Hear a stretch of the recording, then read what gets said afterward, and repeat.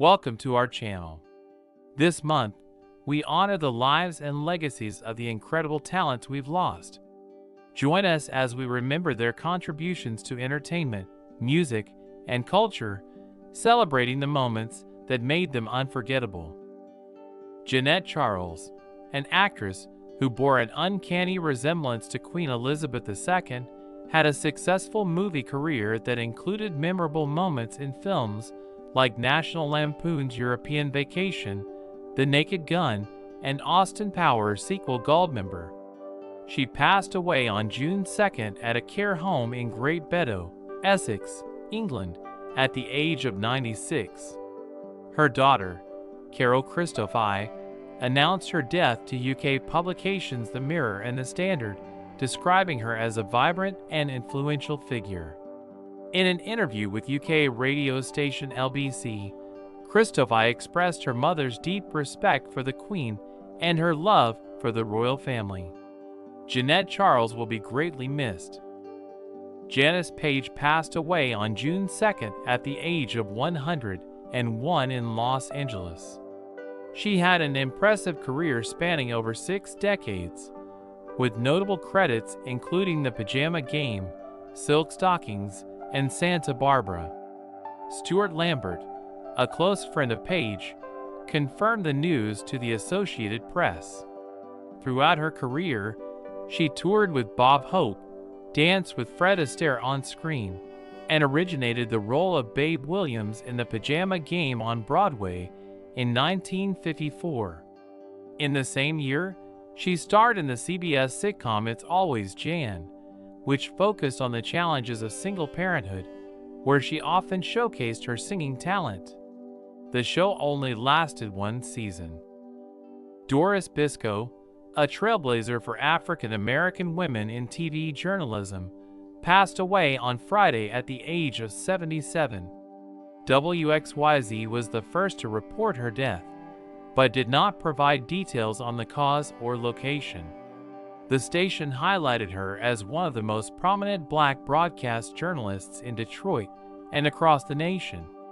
Originally from Washington, D.C., Biscoe was among the few African American women in the field when she started her career.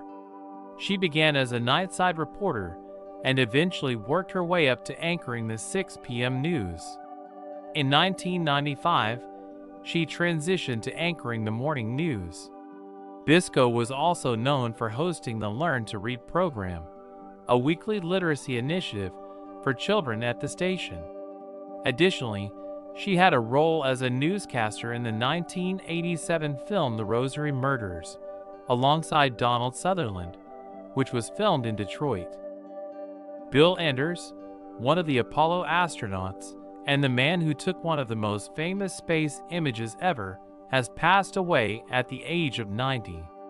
He died in a plane crash in Washington state on Friday while piloting a Beech A-45 that crashed into the water near Jones Island.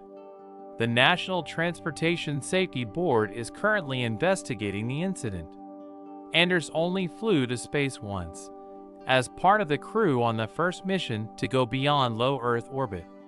This historic flight successfully reached the moon on Christmas Eve in 1968. While the crew was mostly taking black and white pictures, it was the Earthrise that caught Anders' attention. He can be heard on the onboard recorder asking fellow astronaut Jim Lovell for a roll of color film, saying, "Hand me a roll of color quick. Would you? Quick, quick." The iconic photo has been immortalized on a postage stamp, as well as on numerous magazine covers and newspapers. Jerry West, the basketball icon who guided the Los Angeles Lakers to a championship in 1972 as a player, was instrumental in shaping the teen Showtime and Kobe Shaq-era dynasties as a general manager. His silhouette even served as the inspiration for the NBA logo. West passed away on Wednesday morning in Los Angeles at the age of 86. The Los Angeles Clippers, where he was most recently employed, described him as the epitome of basketball greatness and a beloved figure to all who crossed paths with him. West's wife, Karen, was with him during his final moments. Over his 45-year career, he secured 9 NBA titles as both a player and an executive, with 7 wins with the Lakers and 2 with the Golden State Warriors.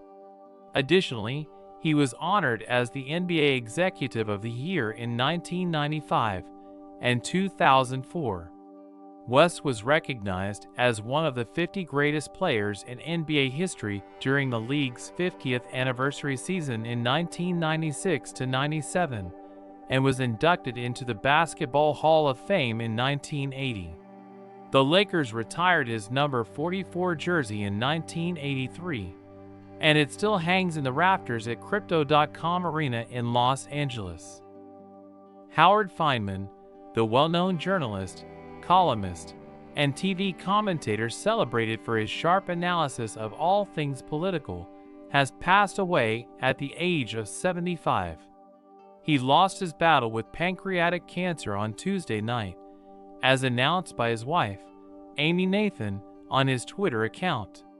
Fineman was a familiar face on NBC News and MSNBC, in addition to his long tenure at Newsweek during its peak. At Newsweek, he held various roles such as political correspondent, senior editor, and deputy bureau chief, while also writing a regular political column that often challenged the mainstream narrative. His impactful work included cover stories, like the first post-9/11 interview with President George W. Bush and the award-winning piece Bush and God. Tony Lo Bianco, known for his role as Sal Boca in the critically acclaimed film The French Connection, passed away on Tuesday at the age of 87 due to prostate cancer. Throughout his impressive 60-year career in the entertainment industry, he appeared in over 100 films and TV shows.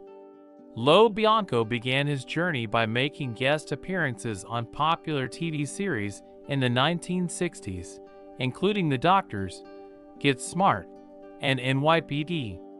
However, it was his breakthrough performance in the 1970 film The Honeymoon Killers that catapulted him into the spotlight. The following year, he secured his iconic role as Salvatore Sal Bucco in The French Connection, a role that defined his career. In the film, his character becomes entangled in a drug deal, which is closely followed by NYPD detective Jimmy Popeye Doyle, portrayed by Gene Hackman. The French Connection went on to win 5 Oscars, including Best Picture and Best Lead Actor for Hackman. Lo Bianco also had notable roles in various TV series, such as the 1984 cop drama Jessie alongside Lindsay Wagner and the 1991 CBS crime dramedy Palace Guard. He made a memorable appearance as Detective Mitch Richmond on Homicide: Life on the Street, where he portrayed the ex-partner of Ned Bolender. Lo Bianco's talent extended to guest appearances on popular shows like Police Story, The Streets of San Francisco, The Paper Chase, Walker, Texas Ranger, Law and Order, and Murder, She Wrote. Françoise Hardy, the beloved French singer and actress known for her chart-topping albums and singles in Europe, as well as her roles in films like Grand Prix, passed away on June 11th at the age of 80. Diagnosed with cancer 2 decades ago, her health had been deteriorating. She rose to fame with the 1962 hit Tous les garçons et les filles, which topped the charts in France and beyond. Her second French number 1, C'est à l'amour aquel je pense, followed later that year. With her melancholic style, Hardy became a symbol of the yee movement. Throughout the 1960s, she achieved nearly a dozen top 10 singles in France and had 9 top 10 albums, the latest in 2018.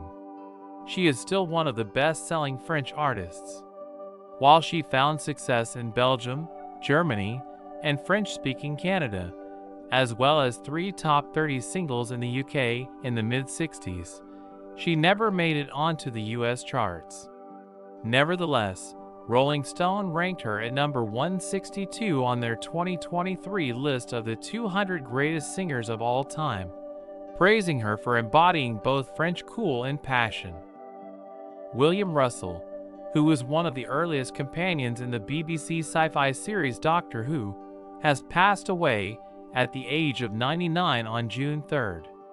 Born in 1924, Russell rose to fame in the UK after starring as the lead in ITV's The Adventures of Sir Lancelot in the mid-1950s. In 1963, he took on the role of Chesterton in Doctor Who, where he portrayed a schoolteacher alongside William Hartnell, the very first Doctor, until 1965. He appeared in a total of 77 episodes during the original run of the sci-fi series. Russell also made appearances as the character in various podcasts and had a cameo in the 2022 episode The Power of the Doctor. Doctor Who continues to be a massive success and recently introduced its latest version featuring Ncuti Gatwa, which is a co-production with Disney+. Throughout his extensive acting career, Russell also appeared in films such as The Man Who Never Was, Superman, and The Great Escape. Additionally, he played Ted Sullivan in Coronation Street and had roles in more recent productions like Agatha Christie, Poirot, and An Adventure in Space and Time. Brother Marquis, a rapper and longtime member of the hip-hop group 2 Live Crew, passed away at the age of 58. The sad news was shared on 2 Live Crew's Instagram account on Monday evening. The post did not mention the cause of death or the location where the rapper passed away. Formed in 1984 in Riverside, California, 2 Live Crew achieved their greatest success after relocating to Miami, where Brother Marquis, also known as Mark Ross, joined Christopher Wong 1, Fresh Kid Ice, Luther Campbell, Luke Skywalker, and David Hobbs, Mr. Mix, in 1986. This lineup experienced the group's peak fame and influence during the late 1980s and early to mid-1990s, particularly with the release of the controversial album As Nasty as They Wanna Be in 1989. Although the album received praise from fans and critics, it faced criticism from commentators and law enforcement due to its explicit content. 2 Live Crew disbanded in the mid-1990s, but reunited for tours in the 2000s, ultimately disbanding again after the passing of Fresh Kid Ice in 2017.